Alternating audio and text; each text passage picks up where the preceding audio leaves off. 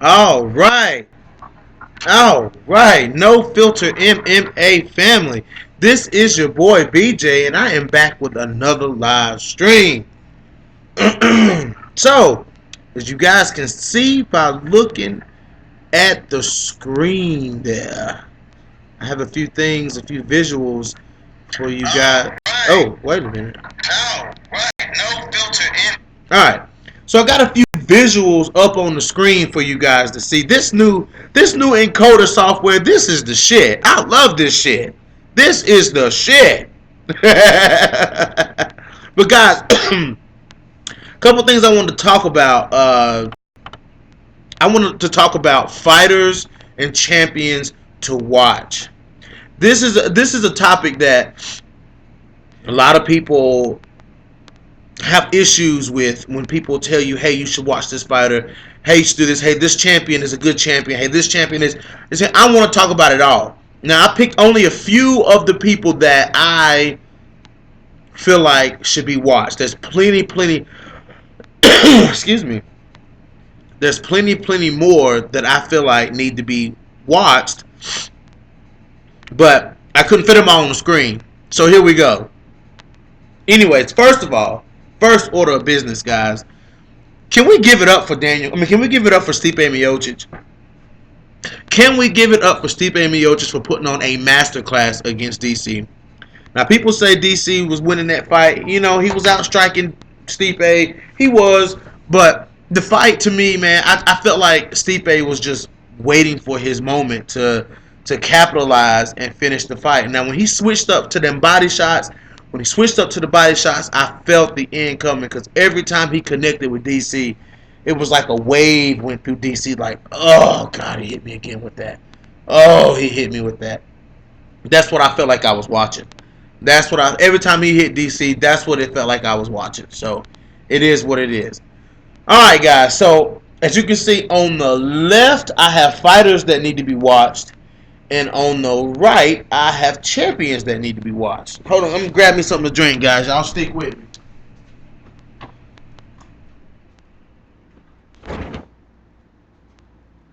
Stick with me. Okay, well, let's get this thing started, y'all. Let's fire this thing off. So the first fighter, I think I'm gonna start with the fighters, then I'm gonna move to the champions. Now, the first fighter I think needs to be watched, as you can see, the biggest out of all the pictures is Paulo Costa. Paulo Costa is the fighter that needs to be watched. This guy right here just silenced a lot of haters. Now take me back months back on No Filter MMA, to where I was making videos about Paulo Costa, warning people that Paulo Costa is a very big threat in this division, and I got ragdolled. I completely got ragdolled, guys. Ragdolled.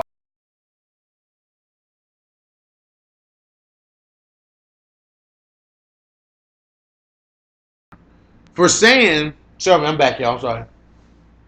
I got ragdolled for saying that Paulo Costa is a threat to this division. And people were saying, well, Paulo Costa hasn't beat any legit competition. Paulo Costa hasn't done this.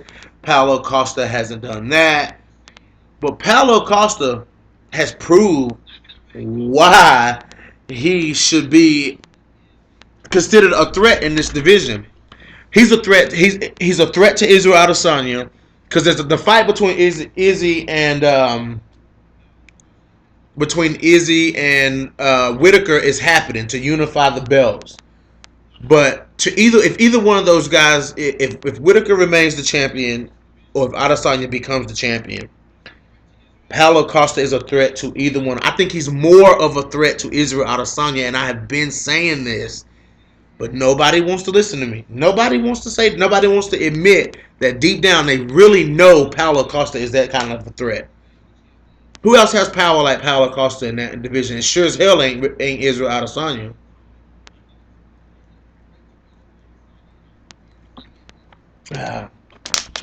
Yeah. So Paulo Costa for middleweight. There's some other middleweights that are coming up.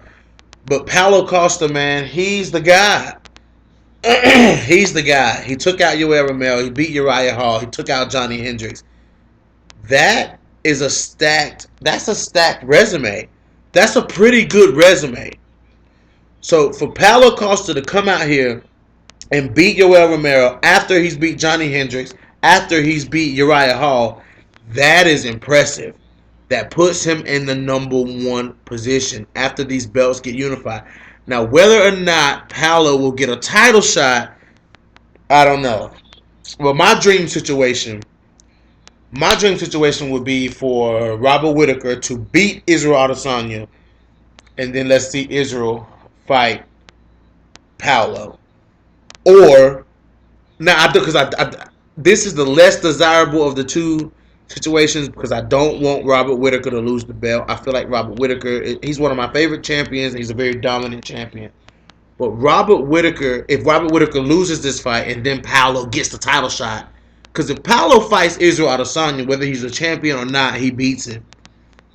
He beats him. In my opinion, if Israel, no matter if Israel becomes a champion or Israel loses this fight and they put Israel versus Paulo, I feel like Izzy loses the fight to. I feel like Izzy loses the fight to Paulo Costa. Paulo Costa to me is just a more dangerous, more powerful striker. He's just that's just how I feel, guys. I mean, he put on a great performance. He put on a great performance the other night against Yoel Romero. I mean, it just is what it is, guys. Hold on, guys.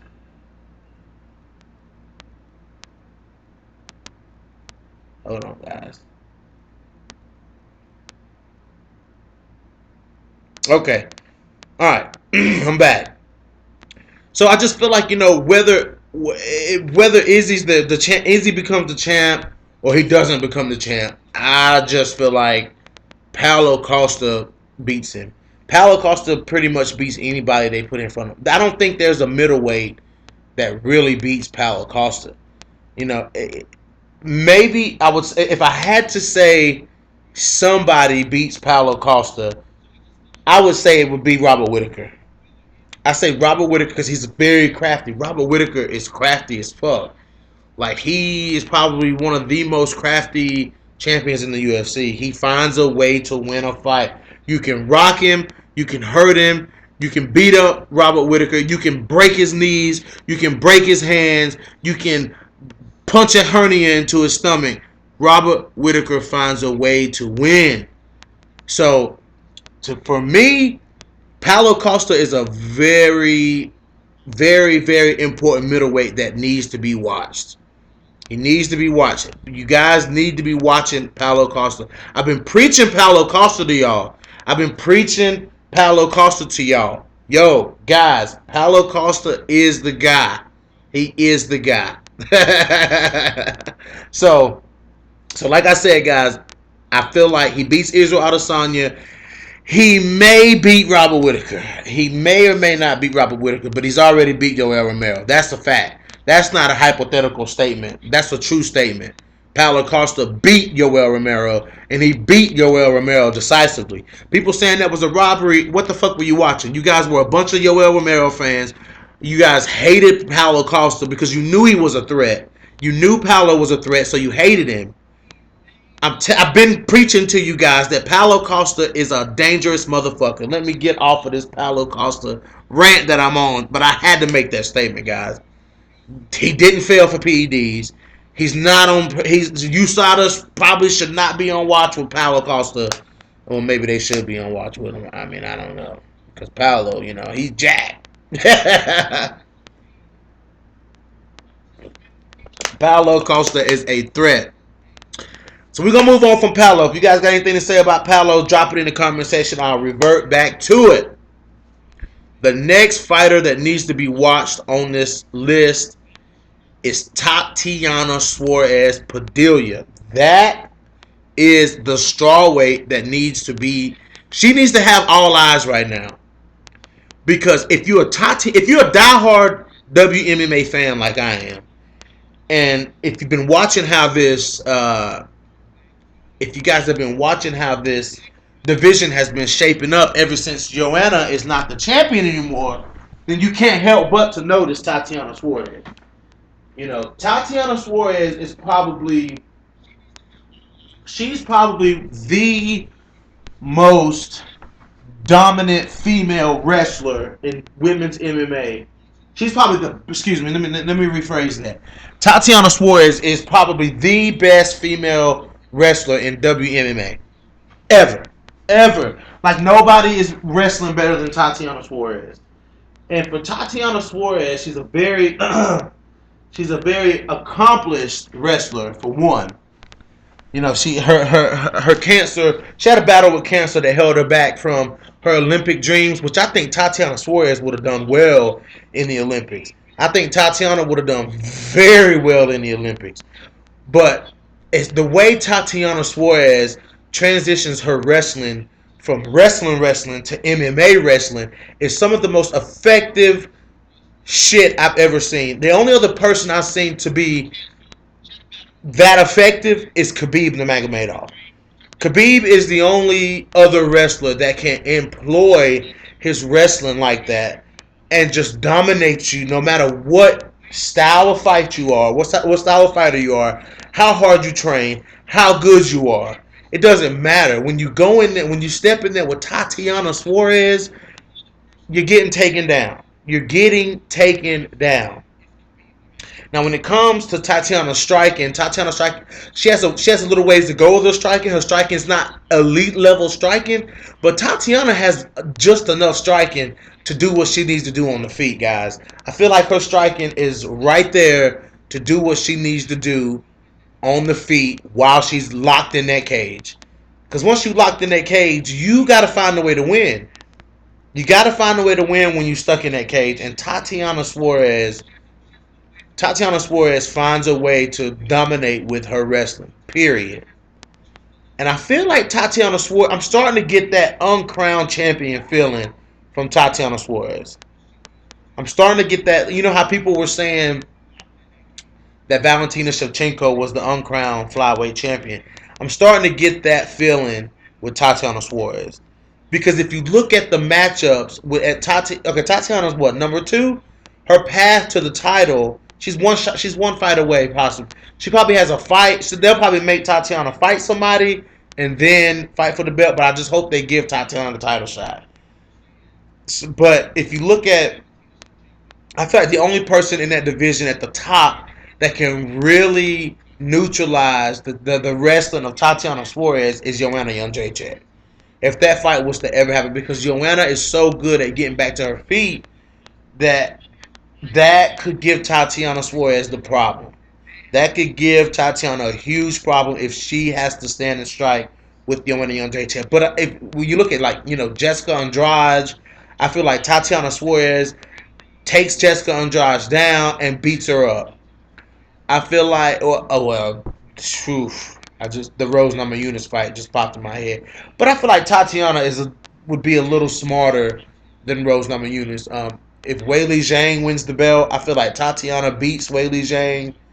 I feel like Tatiana beats Rose Namajunas. I just feel like Tatiana is the person. Like, the only threats really to Tatiana Suarez at the top of the division is Joanna Jędrzejczyk and possibly Jessica Andrade. And then toward the bottom of the division, if you look at fighters like Mackenzie Dern could definitely be a threat to Tatiana Suarez on down the road some. I mean, Mackenzie Dern hadn't fought. She just come off with a baby. She does have a fight booked, though. So she does have a fight coming up. So I'm going to be talking about that, too. Not tonight, though. But I'll be talking about that. Tatiana Suarez is one of my picks for tonight as one of the fighters that needs to be watched in the strawweight division. Tatiana Suarez rant over. Y'all know TSP is a best friend of No Filter MMA. So, it is what it is. Shout out to TSP, baby. Shout out to Tatiana Suarez Padilla. It is what it is. Let's hope for a speedy recovery. Let's hope for a proper recovery so we can see Tatiana get back in there and be Tatiana Suarez. So let's go TSP. So the next fighter that I want to move on to, you guys see the screen. I'm not hiding anything from y'all. Y'all see the screen. The next fighter to watch is in these next two fighters are in the flyweight division. I wanted to add one more fighter to this list, but I feel like she hasn't done enough in the UFC, and that would be Macy Barber. Macy Barber moved. She moved to flyweight from strawweight. She had one fight at strawweight, one fight at flyweight, but she looks like she's staying at flyweight because she has a fight book with Gillian Robinson. So I was a little hesitant about putting Macy Barber on this list, but it is what it is. So I just decided, you know what? No, I'm not gonna put Macy Barber on this list. Um, but who I do have on the screen is Montana Dela Rosa, and I feel like, you know, the way the flyweight division was when it was made, um, versus the the girls that come from tough versus the girls that were fighting out of their class, whether at bantamweight or whether at strawweight, because there was no flyweight division. I feel like the way this division was ranked and stacked, they put a lot of veterans in the top 10. Um, they put a lot of veterans in the top 10, but I feel like none of those veterans are going to be the girls to defeat Valentina Shevchenko. I don't feel like the Alexis Davis. I don't feel like, you know, she already beat Liz Carmouche. She beat Jessica I. Who else do you have? I'm trying to think of who else is in the top 10. Jennifer Maya. Well, not really Jennifer Maya, but you guys get where I'm going. The girls in the top 10. Let's you know what? Let's look up these girls so I can know. Um, you guys know it's a lot of fighters to keep up with in the UFC. So when you're trying to think about a top 10, you have to definitely look it up. Let's see. UFC weight classes. And I'm going to go to the UFC website. There we go. Let's see, guys. So I can make sure I'm right here. Okay, here we go. So yeah. I mean, you got Jessica I, Caitlin Chukagian, Liz Carmouche, Jennifer Maya, maybe Joanne Calderwood, number 5. Maybe Andrea KGB Lee. Uh, Viviane Araújo is number 7, which is bullshit. Roxanne Modafferi, Valentina Beats. Lauren Murphy, Valentina Beats. I don't even know why Lauren Murphy is even ranked. Alexis Davis, Valentina Beats. You know, I feel like it's going to be a girl. It's going to be a girl outside of the top 10 that I feel like would be the one to take down Valentina. Because these girls, these old heads, man, I've been saying it, man. These old heads, I just don't feel like they have what it takes to beat Valentina. I think it's going to take a fresh, young, hungry talent, not somebody to go in there that's been beat up, fight after fight after fight. Girls who've taken a lot of damage, girls with a lot of miles on them. You know, because the thing about Valentina Shevchenko, Valentina is very efficient. She's a very efficient fighter. And what I mean by that is Valentina tries to uh, get in and out of fights. She tries to get in and out of fights with the least amount of damage possible. She Valentina is, for one, she's finishing these fights early. She's knocking these girls out. I mean, the damage she did to Priscilla Cachoeira was crazy. She beat Joanna Jędrzejczyk, taking very minimal damage in that fight. She took no damage. She got hit once in the fight with Jessica I, and she went 5 rounds, barely taking just a little bit of leg damage from Liz Carmouche. So, I mean, maybe somebody like Viviane Araújo, she just has to prove more to me. I have to see more from Viviane Araújo to say that she would be even a contender. She has a great style, though. Araújo has a great fucking style. I like her style. But I feel like it's going to take a girl that's coming up, a girl that's young and hungry, a well-rounded girl to beat or to give Valentina the type of fights that we want to see Valentina in. Valentina has been in a host. Now the fight with Joanna Jędrzejczyk was back and forth. That was a competitive fight. That was a very competitive fight. But other than that, it's been complete dominating beatdowns from Valentina Shevchenko. So I feel like these younger girls are gonna be the ones that come up and surprise people and show Valentina, yo, I'm here. And I feel like Montana De La Rosa is one of those girls. Now there's a couple drawbacks about De La Rosa, of course. I feel like De La Rosa, when she get like when De La Rosa, she gets, for once, she gets really frustrated in a fight. Like if Montana De La Rosa can't implement her will, she gets frustrated.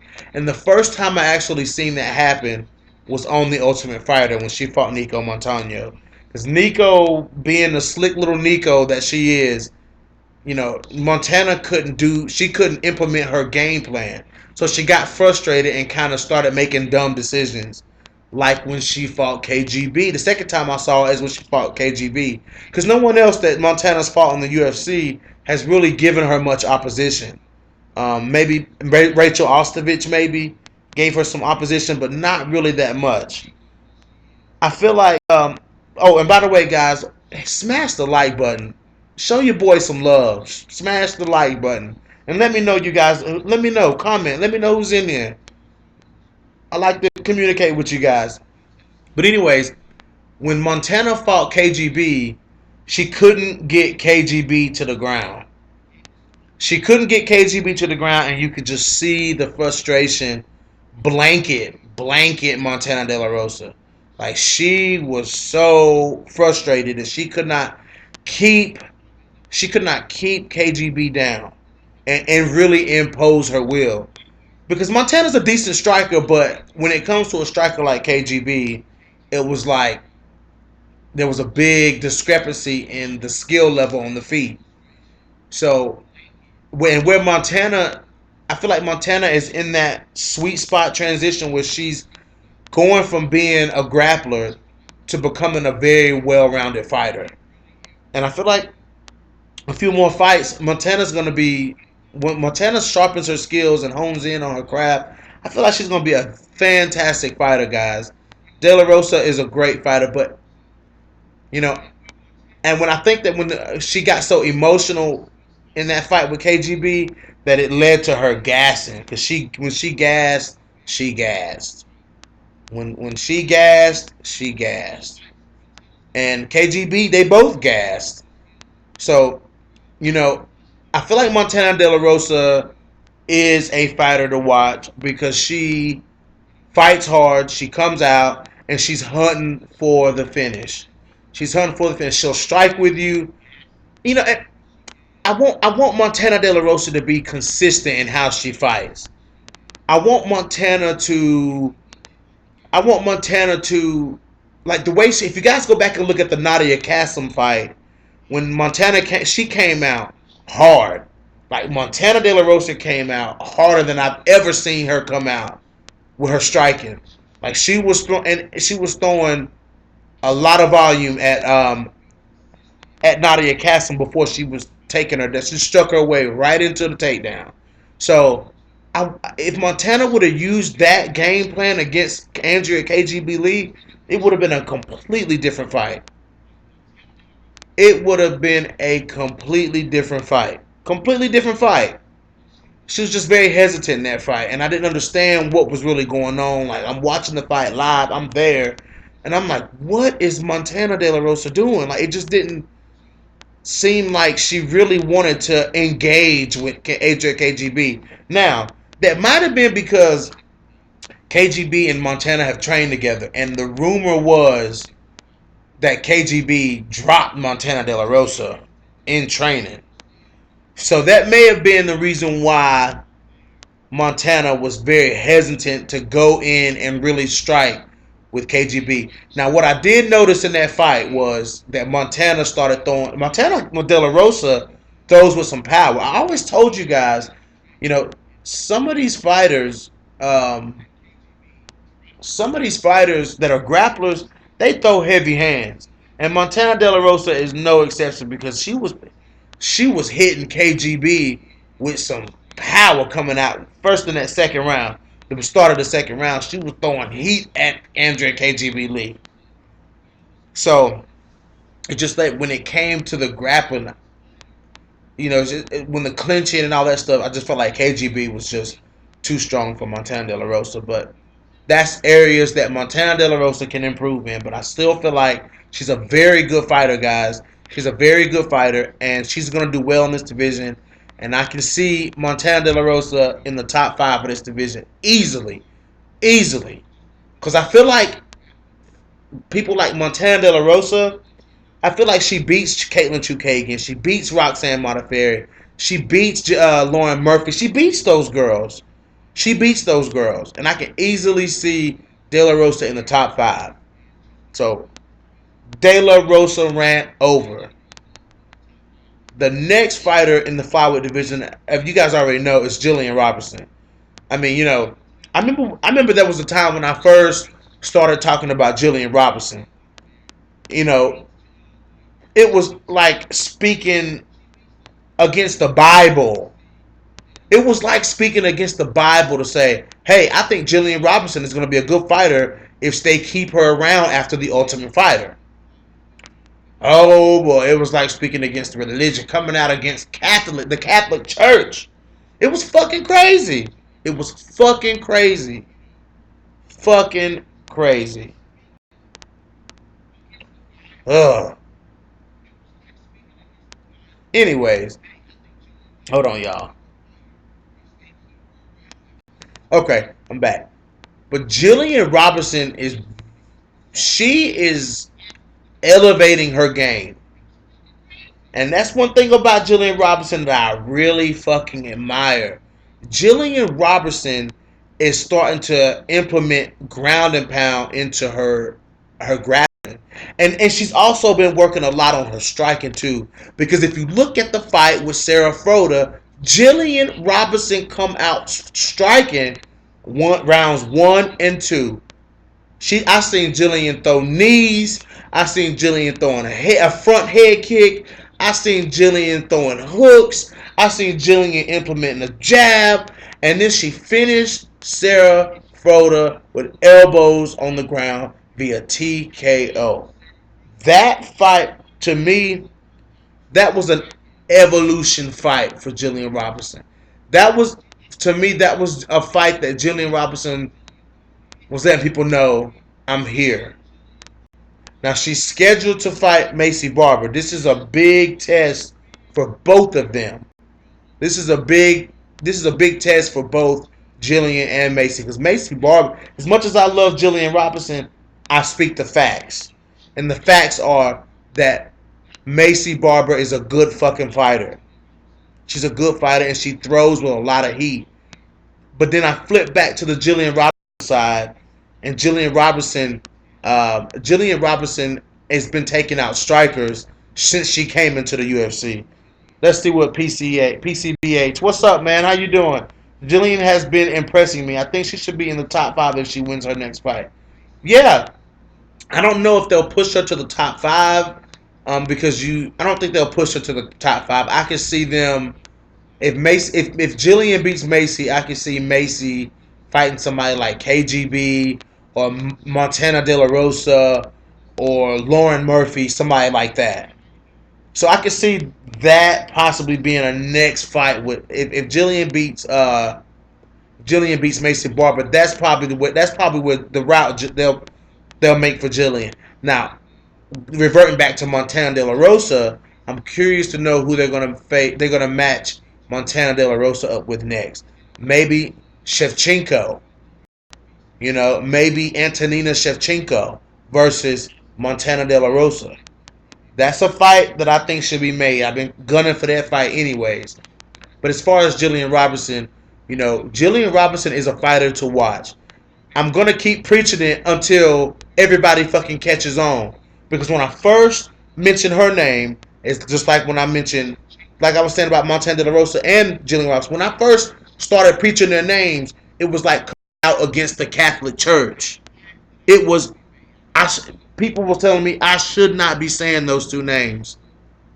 But I feel like I need to keep pushing those two names. Because no matter who's the champion, I don't care if the champion was still Nico Montano, Montana De La Rosa and Gillian Robinson are threats in this division. Both of them. They're both threats in this division. I'm fans of them both, and I'm going to be watching them. It is what it is. So guys, Paulo Costa. Let's do a recap. Let's see, man. PCBH. Who do you have winning in Nunes versus GDR rematch? And who do you think Juliana Pena fights next? She can't fight anyone in the top 5 except Caitlyn unless everyone else has a fight booked. Oh, PCB. What a loaded question. Nunes versus GDR is a tough one. I think we'll see Nunes implement her grappling because that's how she beat Jermaine Durandame the first time. That's how she beat Jermaine the first time, is on the ground. So if GDR but GDR her striking is insane, but I doubt Amanda Nunes, and Amanda Nunes knows that, but I doubt Nunes is going to stand and trade with Jermaine Durandame. She's probably going to try to take Jermaine down, and if Jermaine can stuff the takedowns, she can make this fight very interesting, a lot more interesting than what Holly made it. Because Amanda's not going to head kick. She's not going to head kick GDR. Her Muay Thai is too good. She'll see that coming. So, we'll see. Let's see the next part. Who do you think Juliana Pena fights next? I think they'll probably make Juliana Pena fight Holly Holm because Holly just come off the title, and this was because Juliana Pena is ranked number 4.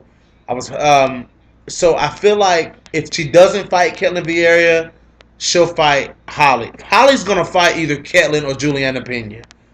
Something's gonna happen there. You know what I'm saying? Because if they're not giving Ketlin the title shot, obviously. But if Ketlin beats Holly, there's no question that Ketlin should be in the title, should fight for the title. And if Juliana can beat Ketlin or Holly, there's no question that Juliana should fight for the title. I think the UFC will keep Jillian away from Antonina because I think Jillian can beat her with her grappling. Yeah, I think that's true too, PCB. But I think she's rematching Rocky. Oh yeah, that is right. I forgot about that. She gonna beat Rocky again, dude. Um, I wasn't saying to see Jillian fight Antonina. I was saying Montana De La Rosa. Montana De La Rosa versus Antonina Shevchenko is a fight that Montana could fight next. I see that fight looming in the background for some reason. It was brought up a while back on Twitter, and Montana was like, "Yo, where do I sign?" So I see that fight as possibly happening. Interesting matchup. Very interesting matchup. Um, yeah, man. Holly uh, Pennington 2, home Pennington 2 is a pointless rematch. That's a pointless rematch. It's just pointless. But, as far as the bantamweight division, you got.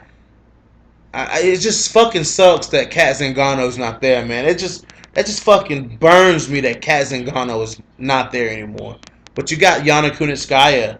You got Macy Chasson. You got some killers coming up in 135. So, now that Kat Zingano's gone, Marion Renault could be in the picture because that was her last loss. So we'll see. We'll see about that. Oh no, you good, man. The only thing I was saying about Montana, man, is is that Montana De La Rosa, she gets hit and she gets frustrated. Like when she gets hit, Like on the Ultimate Fighter, when she fought Nico Montano, she got frustrated because she couldn't do what she wanted to do. In the fight against KGB, she got frustrated because she couldn't hold KGB down. And like I said, they used to train together, so it felt to me like she was hesitant to go in and really throw, because Montana has a lot of power. So when Montana throws that power, I felt like she was hesitant to throw that power because, like I said, the rumor was that KGB dropped Montana Dela Rosa in training. They used to train together. And when Montana couldn't keep this fight to the ground, she got frustrated. She got frustrated and then she got in her own head and she was checked out of the fight. Just like on the Ultimate Fighter when she lost to Nico Montano. Let's see. Holly said she was going to fight. Yeah, but that fight, she's fighting Rocky now. So it was Cat versus Holly. Because they were saying that Cat turned down a fight. That makes sense. That makes sense. But yeah, Montana, she couldn't keep the fight. When she now if you go back and look at the, like I said, if you look at the Nadia Kassem fight, let me catch you up, PCBH. If you look at the Nadia Kassem fight, when you look at the God Almighty, when you look at the Rachel Ostovich fight, Montana was able to implement her will. So in that fight, she fought very confident, especially the Nadia Kassem fight. She fought super confident in that fight because she was able to impose her will. She was able to beat Nadia up on the feet, take Nadia down, and dominate her. She was not able to do that with KGB. I feel like if her and KGB hadn't been training partners before, I feel like Montana would have been a lot more aggressive in that fight. But she was very alpha beta. She was very beta in that fight. Like Andrea KGB was leading the dance and Montana was following the dance. Montana finished. Yeah, dude, she got Nadia Kassem up out of there, dude. Man, she got Nadia Kassem up out of there, dude. I mean, I was watching that fight like, whoa, whoa. Montana De La Rosa, she finished Nadia Kassem, dude. Great fight though. So guys, yeah. So just to recap on the fighters to watch, guys. Paulo Costa is a fucking animal, a fucking threat. I don't care what anyone says. You guys hate on Paulo Costa because you're not as good looking as Paulo Costa. So you guys are fucking haters. Let that man be great. He's a fucking killer. He's a fucking killer in that division. Tatiana Suarez is the baddest strawweight in the division right now. Like, Tatiana Suarez is like the most low-key dangerous fighter in that whole division. Okay? And Dela Rosa and Gillian Robinson are the dark horses of the flyweight division. Made a video. What's up, Arpit Singh? What's good, man? Arpit Singh in the building. Arpit fucking Singh. What's up, man? So yeah, guys. Gillian, Montana, Tatiana, Paulo. Those are your fighters to watch. Now, we're going to move on over to the champions to watch. Guys, hit the like button. Hit that like button. Arpit Singh in the building, boy. I know it's getting ready to get started now, man. Arpit in the building. So the first champion, guys, the first champion to watch. I got 4 champions on the screen. I'd love to see him fight Adesanya. Oh, dude, Paulo is a fucking dude. Paulo beats Adesanya, dude. He beats Adesanya, no question whatsoever. No question. To me, no question whatsoever. Oh, Arpit, you think he's gonna KO Izzy? Wow, that's new. I hadn't heard that one yet. I have not heard that one yet, man. No, man, I hadn't heard that he was gonna KO him. I've heard a lot of decisions, a lot of ground and pound. I've seen many different ways. A unanimous decision, everything, but I hadn't seen knockout yet. Now, all right, so let's move on to champions. Robert fucking Whittaker. As speaking of the devil, Robert Whittaker, guys, I'm telling you, Robert Whittaker is a crafty ass champion. His ring IQ is some of the best ring IQ I think I've ever seen as a champion. Maybe besides Stipe Miocic. Stipe Miocic has the best. He has the best ring IQ. The way he dismantled Francis Ngannou Stipe Miocic has the best ring IQ. But, when it comes to Robert Whittaker, to me, like I said at the beginning of the video, guys, I feel like Robert Whittaker, half my prediction come true. You know that. Yeah, that's true, Arpit. You right, man. But the way, it doesn't matter what's wrong with Robert Whittaker. Broken leg, broken arm, broken hand, hernia bulging out of his ass. Robert Whittaker finds a way to win the fight. And he loves being a champion. And he's a great ambassador for the sport. He's a great ambassador for the UFC. Class act fucking guy. Class act guy. I mean, honestly, guys, Robert Whittaker is one of the most humble, respectful champions in the UFC. Like, the trash talk shit, Robert Whittaker ain't with all of that. Robert Whittaker is, like I said, a class fucking act. He's the epitome of what a champion should represent. And that is being a great mixed martial artist. He's been plagued by injuries, guys. He's been plagued by health. He's been plagued by injuries. It is what it is. But Robert fucking Whittaker is a hell of a champion. He's a hell of a fighter. And he has a whole country, a whole continent behind him, guys. He has a whole continent behind him. I don't understand why. I guess because he hadn't been very active, because he was out, he was injured, long layoffs between fights. It is what it is. But Robert fucking Whittaker, I'm telling you guys, tough as nails. Tough as nails. And I do not see him losing his belt to Israel Adesanya. I don't see it, guys. I'm sorry. I don't see it, guys. I really don't. I just don't think that. I think Israel Adesanya has been thrust. If you can tell, guys, there's a trend in the UFC. You get thrust into the spotlight. Either you win, either you lose. Darren Till, thrust into the limelight. Lost the big fight.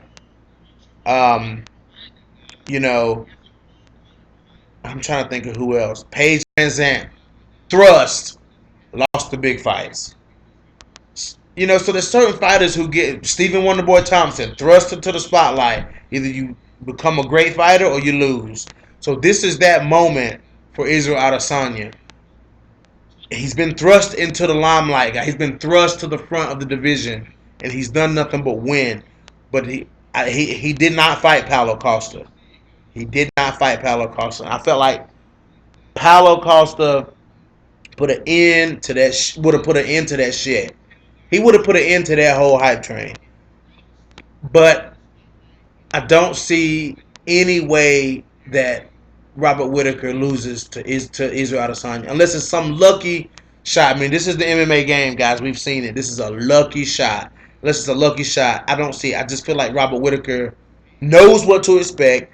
He's been on the sidelines. He's been watching Israel Adesanya. So I feel like, Robert knows he knows what type of fight he's going into, and he knows what to fucking expect. Like I said, class act guy, not there for the trash talk. He's there to fight, and he's there to make money. Let's check these comments. Arpit saying Stipe versus Francis too. I don't think so. I feel like what the UFC wants to see is they want to see Ngannou knock out Stipe.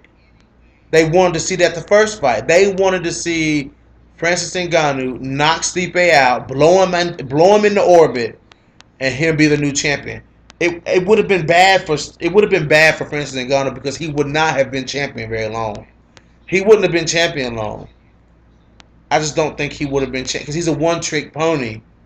So I don't feel like he really would have been champion that long. Anyways, we're gonna get to that. We're gonna get to that, Arpit. But I gotta finish talking about Robert Whittaker. Yeah, exactly. Robert Whittaker is a bad matchup for Israel Adesanya. I mean, he is. It's a bad matchup for Israel Adesanya. And I feel like he's gonna like I was talking to my buddy the other day, talking about why these fighters are losing to Israel Adesanya. Because I feel like the fighters who stand there and try to be technical, it's the same thing that goes with my theory with Valentina Shevchenko. When you stand there and you try to be technical with fighters like Valentina or fighters like Israel Adesanya, you will lose every time. I.e., in case some of you don't know what that means, for example, look at Valentina Shevchenko versus Amanda Nunes, the second fight. Amanda Nunes is just as technical as Valentina Shevchenko. Look at Valentina versus Joanna Jędrzejczyk. When you're just as good and you're just as technical, you can stand and trade with those technical fighters. Look at Israel Adesanya versus Anderson Silva. You know what I'm saying? When you're just as good as the other person, that's a Israel Adesanya or a Valentina Shevchenko, then it becomes a chess match on the feet. That's one thing. But when you're not that technical, like Liz Carmouche, you know what I'm saying, or Jessica I, when you're not that technical of a striker, you're gonna get beat up. But when you're not a technical striker trying to be a technical striker, you'll get beat up. Like Brad Tavares versus Israel Adesanya, you'll lose. You'll lose that fight. Like Derek Brunson versus Israel Adesanya, when you're not that technical and you try to be that technical, you try to play into, um, you try to play into their game, you'll lose. You'll lose. Robert Whittaker can mix it up. Robert Whittaker can hit you from different angles. Robert Whittaker can throw kicks at you. Robert Whittaker can clinch up with you. Robert Whittaker throws with a lot of power. He can fight those brawls. And we've seen what a brawl does for Israel Adesanya. A, a brawl if Israel Adesanya puts himself in a brawl, he doesn't do as well in those fights. Because when he fought Kelvin Gastelum, I mean, Kelvin was beating his ass until that fifth. I mean, it was a back and forth fight until the fifth round. It looked like Kelvin was beating his ass. So it is what it is. All right, Robert Whittaker is one of the champions to watch. Rant over. Robert Whittaker ran over. Still got 3 more champs to go, guys. Arpit Singh, Easy gets hits a lot and Whittaker hits hard. Yeah, he does, dude. Whittaker hits hard, and he's. Well, think about one more thing about Whittaker. His reach is deceptively long too. With whatever reach he has, Robert Whittaker extends his body to give him that much more reach, which I think is fucking cool that he does. He extends his body out to extend his reach when he throws those long punches, that overhand right, even his jab. I just love Robert Whittaker as a champion. He's a great guy. He's one of my favorite champions in the UFC. Let's move on. The next champion to keep your eyes on is Khabib Nurmagomedov. If there's not enough eyes already on Khabib, then I'm gonna put some more eyes on him. Khabib Nurmagomedov is, to me, one of the best pound for pound fighters in the world. In the world, no matter what weight class, he's one of the best pound for pound fighters in the world. This Khabib, my reasoning for Khabib was gonna be very quick, guys, very very quick. But Khabib, I just feel like he's very well rounded. I was talking about his wrestling when I was talking about Tatiana Suarez, as far comparing her wrestling to his. Khabib is just, I feel like he's going to get this win over Dustin Poirier and continue his reign. But I really don't feel like Khabib is going to fight for too much longer. I feel like Khabib is going to win a couple more big fights, and then I think Khabib's going to ride off into the sunset. Because, Khabib has taken a lot of damage in his career. Um, hold on, guys.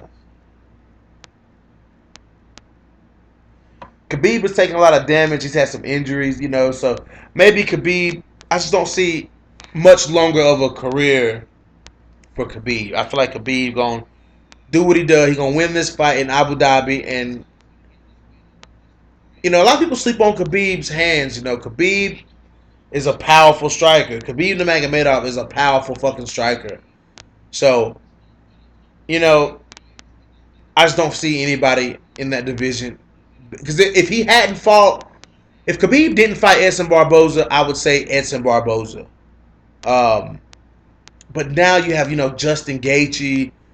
You have, you got Justin Gaethje. You got Cowboy Cerrone.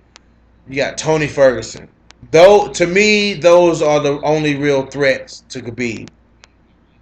Tony, Cowboy, and Gaethje. Those are the only people I feel like can even come close to beating Khabib. Um, Maybe if Nate Diaz went back down to 155, maybe. But if he didn't fight Edson Barboza, I would throw Edson Barboza in that mix too. But Edson Barboza got destroyed by Khabib. So it is what it is with that, guys. But I just don't see, unless it's Tony Ferguson or really mainly Tony Ferguson or Justin Gaethje. If it ain't one of them in there with him, then I really don't feel any kind of hesitation for Khabib. Maybe he'll lose, which that might be the week that it might be the person that we do not expect that may beat Khabib. This is the MMA game. This is the MMA game, guys. Dustin Poirier could sneak up in this bitch. You know what I'm saying? And can sneak up into Abu Dhabi and dethrone Khabib. He could do that, but I think it'll be somebody like Justin Gaethje that'll get in there and brawl with Khabib, because Khabib has been rocked. And if you're going to get rocked by anybody, it'll be Tony Ferguson or Justin Gaethje. So, and maybe Dustin Poirier can rock Khabib. I don't know. But that's what it's going to take to beat Khabib, is rocking him and capitalizing on him like Stipe just did to DC. I don't think it'll be on the ground and pound submission, none of that shit. I don't think anybody is going submit or ground and pound Khabib, and you're not going to decision him because he's going to take you down. You're going to have to knock Khabib out. Period. Period. It is what it is. Let's move on from Khabib, guys. The next champion I want to talk about, we're going to jump over to Bellator, and we're going to talk about the flyweight champion, Ilima-Lei Macfarlane. Guys, nobody is beating Ilima-Lei Macfarlane in Bellator. Ilima-Lei Macfarlane is at the top of the flyweight division at Bellator, and I don't see anybody beating her. The closest person that I've seen that I thought could have beat her before the fight was Veda Arteaga. But we seen how that fight went. I mean, and Veda Arteaga was winning the fight. She was beating Ilima-Lei Macfarlane, and Ilima-Lei, she relied on her jiu-jitsu. She got top control. She stacked up on Arteaga and landed an elbow that sounded like a baseball bat, and it just put a vagina on the forehead of Veda Arteaga. She put a second vagina on the forehead of Veda Arteaga. I mean, it was nasty. I mean, Ilima-Lei beat Valerie Letourneau, which this is a batter beating Valerie Letourneau. And she beat, Emily Ducote. You know what I'm saying? She's beat some legit people, to get the belt and to defend the belt. So I feel like, Ilima-Lei, once again, she has a whole fucking country behind her. She's a very well-rounded fighter. Her jiu-jitsu is great. Her fucking cardio is great. And Ilima-Lei Macfarlane is coming a long way with her striking. She's throwing really good strikes. She's a little wild with her striking, which I think she needs to hone that in just a little bit. But Ilima-Lei Macfarlane is the Bellator champion to watch as far as women. Julia Budd, yeah. But to watch in Bellator as far as the woman to watch is Ilima-Lei Macfarlane. When her striking gets a little bit better and she can start, she's got power. I've seen Ilima-Lei clipped.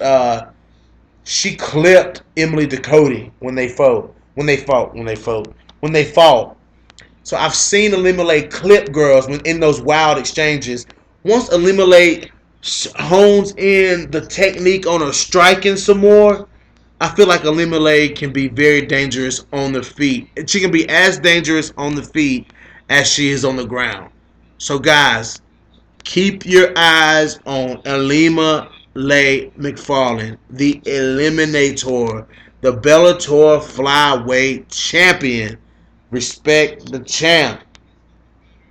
So last but not least, guys, last but not least, on my champions to watch list,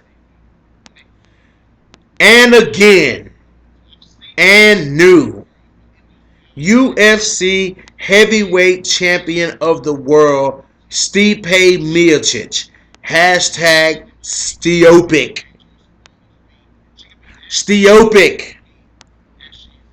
Guys, to me, I feel like this is a continuation of the reign of Stipe Miocic. Stipe Miocic is definitely a fucking Hall of Famer. This guy probably has some of the best ring IQ. Him and Robert Whittaker and Stipe Miocic probably have some of the best ring IQ that I think I've ever seen out of any champion in the UFC. Maybe next up will be Valentina Shevchenko, or Max Holloway. You know what I'm saying? Or John Jones. But as far as finding a way to, what's up, Jared, my boy? What's good, man? You know, I just feel like Stipe Miocic, man. I mean, the adjustments that now he did not make an adjustment in the first DC fight. That was kind of like something that was an isolated event. Like that was just something that happened. You know, and a lot of people were saying, you know, his chin wasn't intact because of the damage he took in the Ngannou fight. Stipe took a lot of damage from the Francis Ngannou fight. He did. Oh yeah, dude. You know, Stipe Miocic, the adjustment that Stipe made in the DC fight, man. I mean, that should go down in history as one of the best adjustments to be made in the middle of a fight. Because when Stipe, you know, when Stipe started attacking that body, man, I seen it in DC. I told my boy Devin, you guys, I will get Devin on this live stream right now, and Devin will tell y'all. I said, dude, he's hurting Stipe. I mean, he's hurting DC. He's hurting DC with that body shot.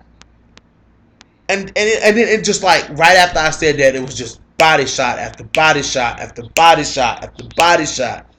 I was like, holy shit. Then when he hurt him, and then he started, and then he put the DC made the adjustment and started blocking the body.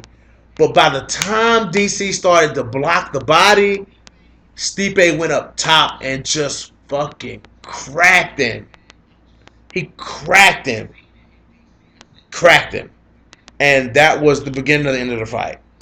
So, guys, I just feel like, you know, I feel like Stipe and Robert Whittaker are two champions at the top of mixed martial arts that have some of the best ring IQ. If they put Stipe in there with Francis Ngannou again, you know, I feel like Stipe dismantles him again. I feel like if they put Francis Ngannou back in there with Stipe Miocic, Stipe's gonna beat him again. You know, he's gonna beat him again. It's like I said, it's like they want to see Francis Ngannou knock out Stipe Miocic. They keep pairing him up. I feel like, guys, I just feel like Stipe, I just feel like Francis can't beat Stipe Miocic. He can't. I think Stipe is going to take some time off after this fight because he took a lot of damage in this fight. Oh, and did you guys see the fucking eye pokes? DC, yo, I'm starting to lose respect for DC, man. I'm starting to lose respect for DC because I thought maybe with the first fight, I'm like, okay, he was getting poked, he was poking him in the eye. Maybe it was just by coincidence. Even though it looked blatantly obvious, I thought, okay, BJ, give him the benefit of the doubt. It's the middle of a fight. He's fighting the most dangerous heavyweight in the history of the UFC. I said he's fighting the most dangerous heavyweight of the UFC. So hold on, guys. I'm getting a call. Hold on. Don't go anywhere, guys. I will be right back.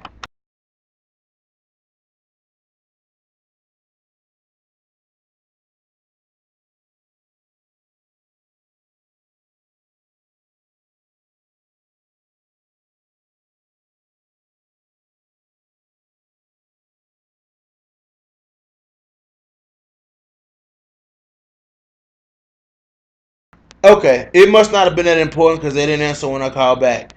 But anyways, guys, let's see what they do. What y'all talking about? I'm not fighters. Watch my man. Fighters to watch my man. DC learn from the best. We gotta have Joanna.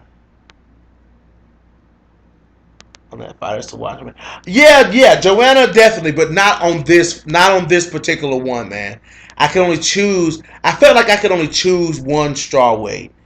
And because there in strawweight, it's like I don't know. I felt like I just could choose one strawweight. I chose two flyweights, but I felt like I could only choose one strawweight.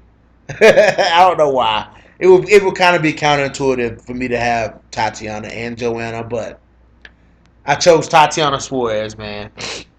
Joanna done had enough light, but it's time for Tatiana to get her shine, man. I'm just playing, dog. I love you, Jared. But but Stipe Miocic, man, just man, he's just a smart fighter, man, and I feel like his reign. Hold on, guys.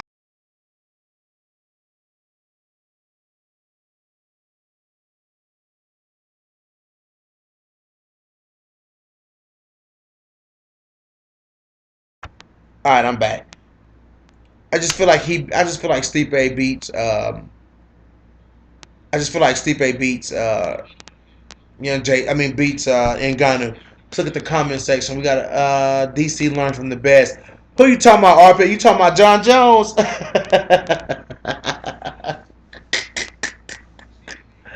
Oh boy, I can't remember, man. I draw a blank sometimes. I smoke a lot of pot, guys. Is John Jones an eye poker? I can't really think, man. I can't really think. Is John Jones? Answer that question for me, guys. Is John Jones an eye poker? I think John Jones. If I can remember right, I think John Jones is an eye poker.